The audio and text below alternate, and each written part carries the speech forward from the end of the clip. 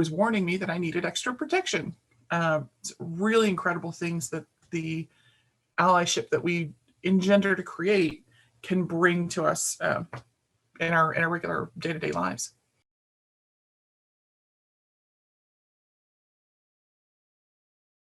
Hi guys, welcome back, and today we've got another Starry interview, and I have the lovely Amy Blackthorn with me here. She is a witch, an artist, and of course an author, best-selling author of Blackthorn's Botanical, Magic, Sacred Smoke, and the new book Blackthorn's Botanical Brews. I'm going to read off her webpage right now. I'm just going to be honest and say that I'm doing it because this is her blurb, and this tells you a little bit more about her if you don't know who she is, which I doubt. But there we go. Like, where have you been if not? Like, I really love this. The arcane horticulture. Oh goodness, it's late in the day. The arcane horticulturist. For her lifelong work with magical plants and teaching, she incorporates her experiences in British traditional witchcraft with the word I said before, messed up studies. She has the certification in aromatherapy and is ordained through the Order of the Golden Griffin. Amy's company, Blackthorn Botanicals, creates tea based on magical associations, which we're definitely touching on later because I'm English, so we need to touch on tea. And she has appeared on HuffPo Live, Netflix Top 10 Secrets and Mysteries, in an episode about supernatural abilities, and the AP Newswire. Oh. All links, by the way, for everybody will be down below. That is on the main website, amyblackthorn.com, but I will pop some more links up as for the Instagrams and the Facebooks, and you can buy Amy's books at all good book places online right now. Hello and welcome. Hello. I'm so tickled to get to hang out with you. I'm tickled I get to hang out with you. Nobody knows who I am. I still feel like nobody knows who I am, but I will have, even at the local mall, I had someone, you're Amy, you're like the Amy. I'm like, is there another one? Because I just keep getting someone else's mail then. I'm just taking her checks. It's fine. So I thought we'd start with the books, with the new book especially. So do you want to tell everybody a little bit about that if they haven't heard of it? What's the idea? Absolutely. So this is Blackthorn's Botanical Brews. It is a gorgeous hardback. I love the production manager who gets to pick all these bits and pieces. This is a really in-depth guide to understanding what potions are, how to make them, what makes my water different from a magical potion. There's an entire chapter on creating your own magical tea, so you don't have to rely on my incredible recipes. You can experiment with them yourselves. I really want in my teaching, in my writing, in my working, I want to empower people to create their own magic. This is fabulous that we have books and we have amazing things, but I want to teach people their own magical reasoning to create their own things, go the next step, and learn yourself so that you can create something that is inherently yours. So that's what Blackthorn's Botanical Brews is all about. There's an entire section on things you can do in the kitchen. So it's little projects you can do while you're in lockdown. You can, one of the first things I did when I was writing, it was actually after I turned this one in March of last year here in Delaware, USA, we had to go in lockdown the first week in March. And so I grabbed a bowl of pre-cut watermelon, and I thought, I'm gonna have some watermelon sodas so I can have little fancy drinks while I'm stuck at home. I have something a little nice, a little different. So I created something called a watermelon shrub. Shrubs are drinking vinegars. Oh. So you can make sodas with them, you can flavor cocktails with them, and it's an incredible base with a lot of flavor. Mm-hmm. So those are in the kitchen chapter. And I really talked about each individual ingredient and how it has its own magical associations and understandings and what you can do with them. So how to use absinthe in magic and ritual, how to use wine, or how to use vodka. But also for each magical understanding, see this gorgeous little symbol? Mm-hmm. There's a sober substitution for each one. Oh. So Our sober friends are not left out in any way, whether you don't drink for medication purposes or any other reason. It's really nobody's business. I wanted to make sure this was available for everyone. Even the kitchen chapter has 0 mentions of alcohol at all. So it was just really important. Yeah, especially in lockdown, as I imagine alcohol is both a problem in lockdown for a lot of people, I imagine. And it can be anyway, really, for everyday life, can't it? It can be a struggle. So it's kind of lovely that it has that kind of how to bring in ecstasy and I don't want to say mind altering, but maybe vibrational altering. Exactly. Without the alcoholic. So that's wonderful. I like that a lot. So if somebody was coming to you for a tea before they tried making their own, for example, could you talk a little bit, without giving away too many secrets, obviously, about the magical process that goes into tea with a particular blends that you're creating for people? Absolutely. When I look at how we connect with our sense of smell, taste, touch, all of those pieces are go into making a good ritual. And those of you who spend a lot of time with tea know that making your tea is also a ritual. You get your favorite cups out, you're boiling water, you're doing all those parts and pieces, but each of them has its own magical intention. Each one has its own richness to it. So when I look at a need, something that I need to fill in my catalog, for example, it's really important for me to look at what need I'm looking to fulfill. For my triple fast luck, I looked at triple fast luck recipes, what individual pieces go into making it lucky, what goes into making it a really effective, quick money spell. Well, it has cinnamon in it, so cinnamon makes things go. Okay, that's a great flavor on the middle of the palate. Let's brighten that up with some green things. We actually like that money, so it's a lot like magical math. We're taking the speed of the cinnamon and the monetary associations of peppermint and the stability of vanilla, and we're putting all those pieces together to create something better than the sum of its parts. And that is that spell itself. So in some of the earlier ones, there's a lot more blending between black tea and herbal correspondences with the rooibos bases. But I got a lot of feedback saying, I love all the things, but let's have some traditional stuff too. So each one comes together in its own way. For example, Justice, Power, and Peace is a traditional recipe that uses materials to get your boss, whoever is in power over you, to listen to you, to understand where you're coming from. So bergamot is really fantastic and known really well for commanding and empowering blends.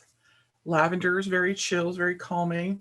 Includes it's great for like my peaceful home blend. So you're getting someone to listen to you while also lowering their inhibitions and their shields, maybe their walls. So it's a beautiful Earl Grey cream with a little bit of lavender in there to soothe and calm. So once you take a look at each piece as what it does for itself, you can really get an idea of what that magical associations look like. So if I were going to make a purification tea, I'd make a list of all the herbs that resonate with purification that are also edible. Yep. Very important. Don't eat non-edible.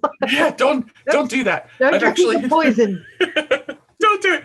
I had someone ask, I was asked to create a Run Devil Run tea. And it's been very popular. I really love it. But nothing in that recipe is edible. So I said, okay, how am I going to make this into a tea if 0 components are edible? Because it's got things like steel wool in it, and it's a great recipe for a magical oil, but don't drink steel wool. It's not good for you. No. So that wound up being a really rich black tea fortified with black peppercorns. So you have the banishing energy of the black peppercorn. And it's so beautiful. It really opens up the black tea flavor. black pepper makes sweet things taste sweeter. So you can use a little less sugar if you put sugar in your tea. It's just really lovely. Top tip for black pepper there. I don't know what I was thinking. I was like black tea pepper. My brain is not working at this point, guys. I have to apologize. It's me. Brain is fuzzy after a long day. So as you were talking, I was thinking about, because obviously I make incenses and things which are not edible, as much as sometimes people say, oh, it smells so nice, I can eat it. I'm like, no, don't do it. Please don't. And how I look at the energetic matrix that goes into scent building, which I assume is similar for teas, only slightly different. Obviously, with scent, you've got possibly a larger list that you can utilize, because you don't have to worry about, you know, causing people issue if they eat or drink the wrong thing. But when it kind of comes together and it kind of weaves together, sometimes I find that the herbs start speaking to me in a way which is not necessarily the standard correspondence. And I have a theory on why this is, which we'll get to later, but I'd like to know if that's happened to you and if you have any thoughts about it. Absolutely. When we look at how we interact with herbs, plants, materials, any of these things, can you hear that? They're downstairs in the living room having a ball. Once we get to know the plants themselves, moving that next step beyond to where we start receiving information about them from them. That is the true understanding of allyship that I really strive for in a magical practice. It's great to be able to read it in a book, but for that, we'll say the energy of that plant, that fruit, that spirit talking to you and saying, hey, this is what we do. That's the goal, so to speak. We can talk about how patchouli is associated with money due to its being transported from India to the UK on pirate ships full of fabric, or we can really experience what that plant has to say directly to us. Absolutely. So my theory is, I'm going to get convoluted now. Bear with me, everybody. So when we go into what I call the spiritual ecosystem and we're looking at the spirits of different plants, I feel as though there is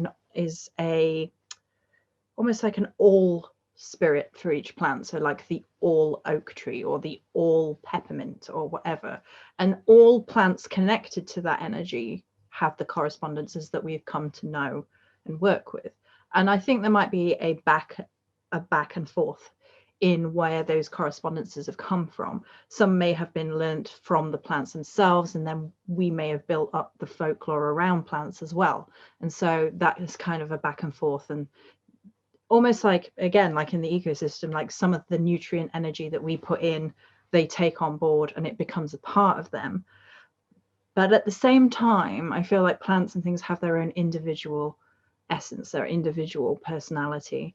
And so that can be often why you find that you're working with a certain, let's go with peppermint again, you're working with a certain peppermint plant and it doesn't want to do what the major correspondences are for it. That's not its purpose. It's decided against it. And then you have to sort of respect the relationship with the plant ally, with the plant spirit, and work within that in order to, well, cultivate a relationship first and foremost, like we've kind of touched on, but to really bring out the magic in what you're doing. So it might be that the peppermint is like, I'm willing to be part of this tea. You can have this leaf and that leaf, not this one. This one's mine. And it will help you, but it's going to be for more of a protective vibe this time. I've decided. I feel protective over you, human. I will protect you. Maybe. I'm I'm kind of throwing it off the ballpark. Different plants have different energies for certain. And that to me is part of the interesting journey of plant spirits and witches, or whichever denomination you would like to apply to yourself, is. How do you find communing with plant spirits? Is that something you do as part of the magical tea process? It is. It really is. So I read a book probably in the late 90s that came out in probably the 70s called The Findhorn Garden, that talks about this idea very intricately. It talks about the methods that the entire commune went to speak to the spirit of the ants or the spirit of the worms in their gardening, and figuring out how to get them to understand what's happening and live in allyship rather than dominance over this land. One of the examples that they gave was that they were going to be tilling the garden. It's early spring, so they have to till the garden. So what they did was they went out to the garden space and tried to connect with the spirit of the worms and said, "Hey, we're going to be tilling in this space of garden in about an hour. You know, worms don't have watches, so you're going to give you some time. If you could clear out of this space, we're going to disturb it for a bit. You can come back." But they didn't want to harm any of the living things, so they wanted to make sure that they gave it a shot. And wouldn't you know, they came back in an hour, and this plot of land was worm free. So it very much talks to that idea of the all peppermint and the all anise. So connecting with those spirits is a very important part of not just my tea making, but my personal witchcraft by itself. Each of our plant allies has something to connect with us, has something to communicate. I had, probably 10 years ago, I had a stand of poke that appeared in my yard with no warning. It had never been there before. It's not a sunny place. It's not somewhere where it would have theoretically appeared before. And it just ringed my fence that entire season. And I'm like, okay, poke is used for protection. Can make protection ink from those purple berries. What is this plant trying to tell me? Okay, well, I needed protection. It turns out that there was a stalker who had been following me from my security work in my day-to-day life. It was warning me that I needed extra protection. It's really incredible things that the allyship that we engender to create can bring to us in our regular day-to-day lives. Gosh, that's scary. I mean, I feel you because I know what that's like, but like, oh God, it's scary.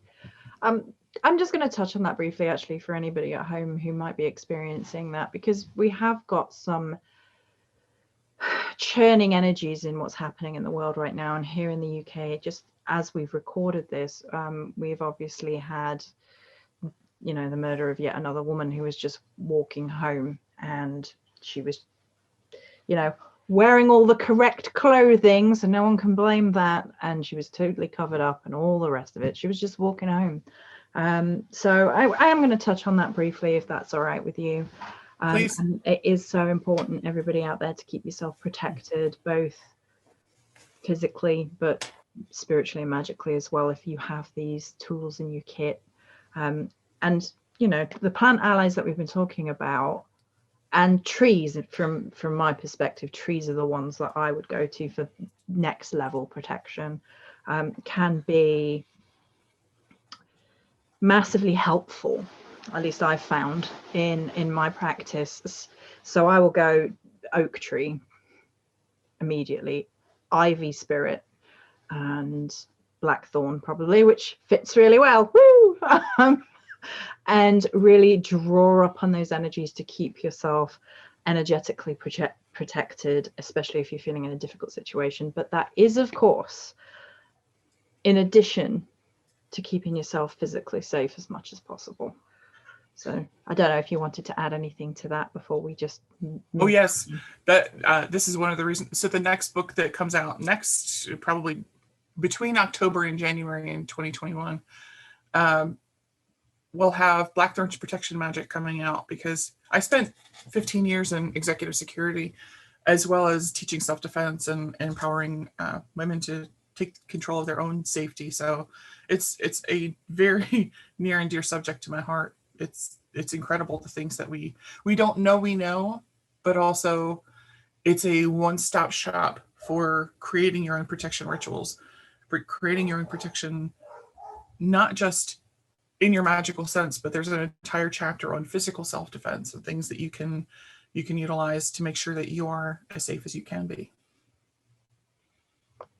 Is there anything that you would recommend that doesn't give anything away from the book, maybe, that anybody at home could do if they were feeling very spiritually threatened, or they were feeling insecure about something in their day-to-day life? What would be something that you could recommend to them? Maybe there's something simple but effective, maybe.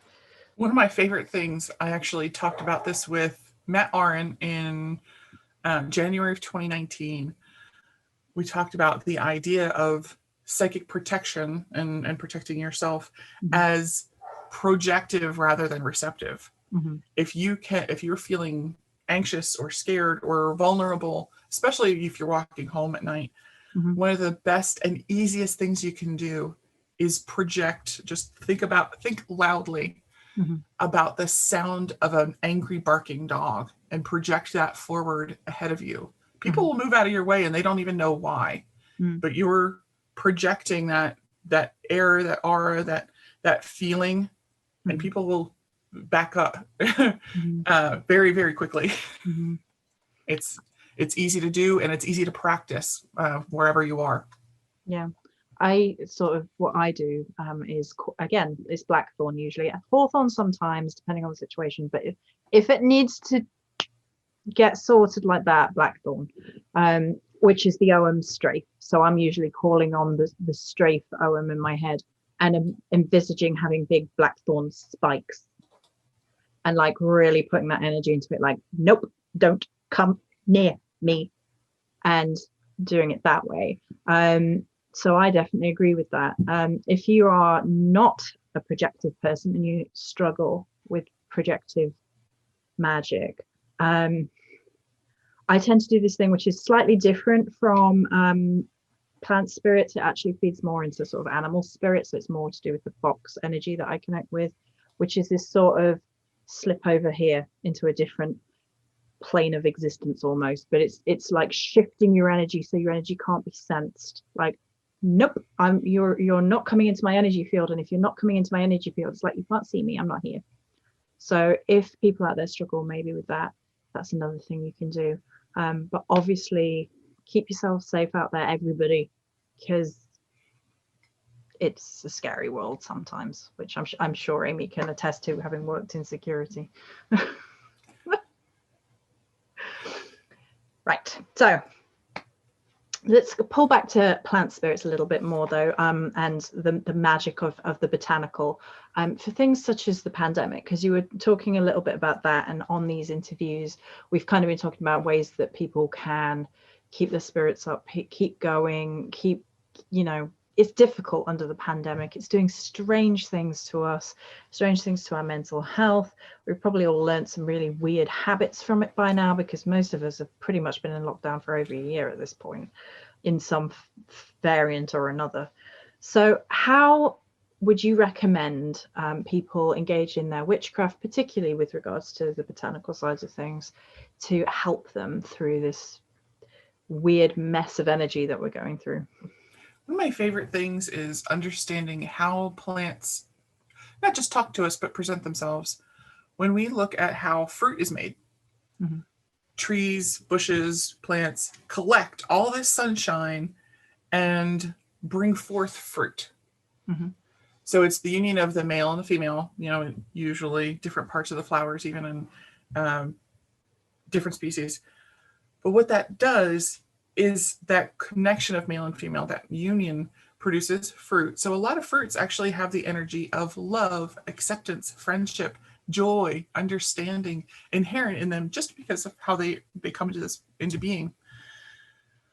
So taking that fruit, taking that into yourself in as affirming a ritual as you feel is appropriate, is a really incredible way of acknowledging we are a part of them, they are a part of us. And it's really life affirming.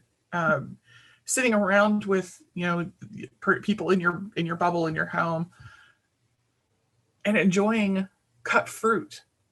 It's not only is it energetically beautiful, but I know here in Delaware at the beginning of the pandemic, there was no fresh fruit to be had. There was no fresh food for a lot of times. There was a lot of issues with supply chain. So enjoying something as simple as a bunch of grapes with loved ones, with spouses, siblings, family, children, is such a connective moment. I mentioned about making the watermelon shrub right before I went into lockdown. Watermelon is not just joy; it's community, it's connection, and it's broadcasting your intent into the world. Remember, a watermelon is filled with hundreds of seeds, so each one of those seeds is a potential. So you can take something, if you have, we're out of season at the moment, so if your fruit is a little less flavorful than it might be if it was picked in season, you can use that. The vinegar actually breaks the cell wall and releases all the flavor and all the sugar and all the water and whatever material you're using into that syrup. So you can take some out of season kind of flavorless watermelon and make the most beautiful, juicy watermelon soda that you've ever had. What takes us from soda to potion is the energy that lives within our own bodies. We have taken to calling this intention, putting intention into your work, but this can be misinterpreted by people who are especially new. Intention feels like it means, oh, I'm going to think some nice thoughts and I have good intentions. Well, the road to hell is paved with good intentions, right? Intention means I've got to draw up from the earth, from the materials, this energy that makes you feel alive, bundle that up in the core of your being, and then send that into your water, soda, cocktail, whatever it is, what you're drinking. Put that magic, put that energy into this liquid that you're about to imbibe yourself. Bring those energies into yourself. It should make the hair on your arms stand up. It should make you feel something, a little shiver that runs up your spine. You should know that there's magic inherent in this. And so your water becomes a potion with one simple but meaningful moment. So you can drink in prosperity, you can drink in protection, you can drink in healthfulness for yourself, your friends, your family. And you can make that concrete in this moment. You can make your tea, even if it comes from a bag and it's been on the shelf for a bit, it's maybe a little dusty looking, you can make it an incredible potion just by infusing it with your own will. And for people at home, it might feel a little bit like waking something up. Yes. So it might be as if the spirit has gone a little bit dormant, maybe the same way that plants and things go to sleep, quote unquote, in the winter, the way that everything sort of dies down and then is rebirthed, and we're nearly there in the UK, into spring. So it kind of has that same kind of looking at nature for inspiration in the way that you almost tell a story or weave a story really energetically into your magical items. So that might help people at home too, if perhaps they're not sure. Maybe I don't know, I hope so. Okay, so we're about time. So is there anything else you would like to just say to people out there, maybe that are struggling a bit with the pandemic, or maybe who want to know a little bit more about how plants can benefit them? Absolutely. You can check out Blackthorn's Botanical Brews, which we chatted about, but the big connection that really avails itself in all styles, all types, all environments, Blackthorn's Botanical Magic will help you find a connection with something greater than yourself. People talk about the opportunities that being in a no, you're not required to come out of this better or more knowledgeable or more practiced or learning a different language. We're just trying to survive, so don't put too much pressure on yourself to accomplish A, B, C, D. Just reach within yourself and find something greater than yourself. Learn to have something connection. That is what helps bring us closer to our ideal, not just within ourselves, but within our own communities. By reaching within yourself, you can find something that you may not have known was there to begin with, but will absolutely allow yourself to flourish if not just connecting with yourself and with your community. Looking outside yourself is so important right now. So a lot of people are not capable of doing that right now, and that's absolutely okay. Just allow yourself to give yourself a little bit of credit. Take the time that you were given, the time that we have, and find something for yourself. Find something for your neighbor if you can't do anything for yourself, but it's okay. It will be okay. It's difficult right now. Mm-hmm. But just taking that time to give yourself some credit and some empathy that you would give to your best friend. Save a little bit for that of yourself too. Mm-hmm. Maybe if people can as well, get out into nature. I find it massively helpful. Just going for a walk in nature, and the trees are ancient and they've seen all these cycles of life and death before, and they're all chill about it. So just going and sitting with a tree can be deeply connective, and it can really help ground you and just bring you back into yourself, especially when I think the energy that happens is very up here. It's very mental, it's very stressful. So it's up here in the worst way. And it sort of almost takes you out of your own body in a way.